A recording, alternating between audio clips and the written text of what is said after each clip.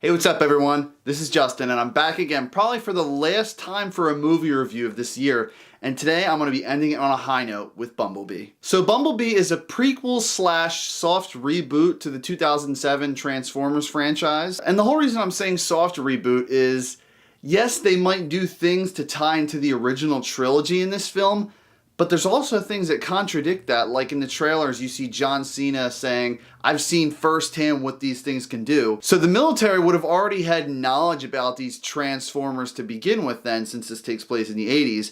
But in the beginning of the 2007 Transformers film, they have no clue what these things are or where they came from. So Bumblebee is directed by Travis Knight, who previously worked on a lot of the Laika films such as Coraline, Box Trolls, Paranorman, and he directed Kubo and the Two Strings. Now that Michael Bay has kind of let his hand go a little bit on this franchise and let someone else step in, it really shows in this film. So the plot of Bumblebee and his origin story is just very similar to Superman's origin story. There's a whole war going on Bumblebee's planet, and he's basically sent by Optimus Prime via escape pod to Earth. Optimus enlists Bumblebee to basically set up base for the Autobots so they can regroup eventually. Bumblebee meets a human character and soon-to-be friend played by Haley Steinfeld. A few Decepticons are trying to attack Bumblebee, Bumblebee's trying to attack them.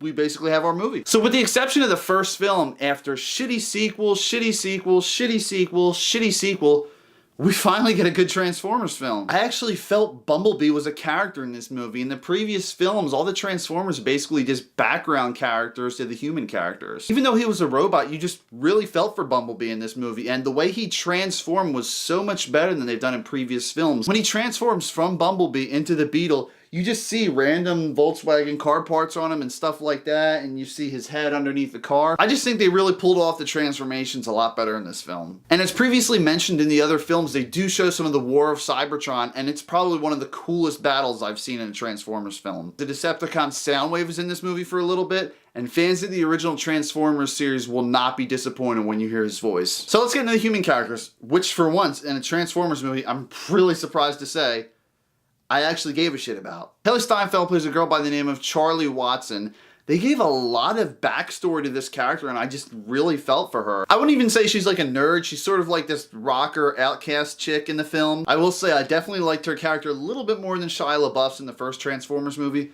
Shia LaBeouf, in my opinion, kind of became the Jack Sparrow of the Transformers universe. In the first movie, I actually liked him pretty good. Second, third, fourth. As movies, well, not fourth, but as movies go on and on, they just become more and more of a cartoon and just ridiculous and over the top. Apparently, John Cena's in this movie. I don't know where, though, because I can't see him. Okay, for real, though. John Cena plays an agent of Sector 7, and he didn't do a bad job. I mean, he played the standard, like, military dick in this film. There's a few moments in the film that sort of make me care for his character, but in the end, he's kind of forgettable. Jorge Ledenborg, or George, or however you want to say his name, plays a character named Mimo. He's basically this guy who works right by Charlie on the pier, and he kind of has a crush on her. I mean, halfway through the film, Mimo and Charlie's characters never really interact. I mean, he might be trying to talk to her, but she kind of just blows him off because she has more important things to do. But at one point, when he finally musters up the courage to talk to her, he just barges right into her house trying to ask her out. It's just like, that's how people get shot. I'm really glad they don't focus on the love interest too much. There's times when it just seems a little bit forced, but overall I like the way they portrayed it. For the most part, there's no Michael Bay humor in this. There's no ridiculous sex jokes, racist jokes. It's PG-13, so there's some curses thrown around here or there, but nothing ridiculous that a family couldn't enjoy together. And as far as negatives in the film, I don't really have too many. I mean, the only really one thing, I'm kind of nitpicking at this point, but it takes place in the 80s, and they kind of just want to throw it right in your face to let you know it's in the 80s. I mean, there's a scene where he's like, trying to get my mini TV working so I can see Alf, and another guy's just like, oh my god, everything's damaged, but at least my reel-to-reel's alright. I just like movies that when they're set in a certain time period, they just go about it like it's normal. They don't try to hold it right in front of your face to let you know that it's in that set era. Guys, in the end, if you didn't like the past 4 Transformers movies, and if you thought the first one was just okay or decent or good,